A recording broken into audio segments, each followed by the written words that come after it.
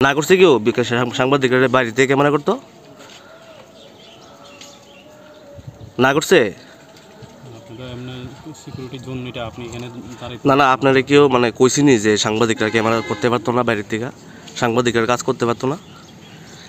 আমরা তো খবর পাই আইছি না আসামি বাকি যেন খবর পাই আইছি